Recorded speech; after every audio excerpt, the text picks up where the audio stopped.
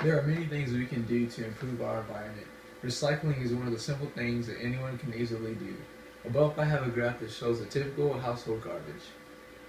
25% paper, kitchen and garden waste 35%, 11% plastic, and glass and metal both at 9%. These things are all collected on a daily basis, but most people never take the time to actually recycle these materials. In this graph, we can visually see all the everyday things that we as human beings collect over time.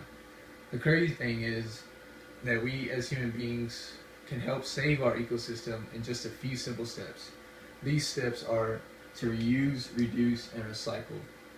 This may sound silly at first, but in the end, these three little steps can make a world of a difference. These steps preserve natural resources and, as found in my internet article, reusing, reduce, and recycling cuts down the amount of raw materials needed to create new products, lessening the overall impact on natural resources. By sending less materials to landfills, Americans can lessen the amount of trash we produce each day. Although recycling is a new concept, it is shown on the graph above that we as Americans are trying to improve our environment by recycling certain materials. This graph shows the recycling in the U.S. in 2002.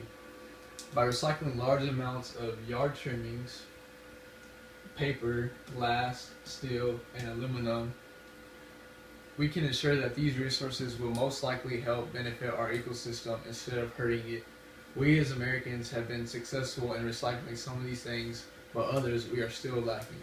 For example, plastic, rubber and leather, wood, and clothing are materials that we have yet to become successful in increasing the percentage of recycled. And paper is one of the leading recycling resources in the U.S. And in Sally Morgan's book, Waste and Recycling, it states that in the U.S., paper recycling averages 340 pounds a year for every person. Paper can be saved in all forms of waste. For example, by not printing out unnecessary amounts of paper from a computer and by using both sides of a piece of paper. Paper can also be shredded and used for building insulation to make a renewable source of insulation.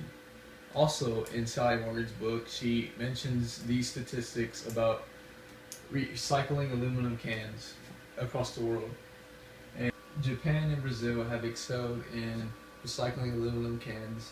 However, the United Kingdom and the U.S. have not done so well. So, in conclusion, always remember that the little things matter when it comes to improving and protecting our environment. Anything that can be recycled can help, so remember to reuse, reduce, and recycle.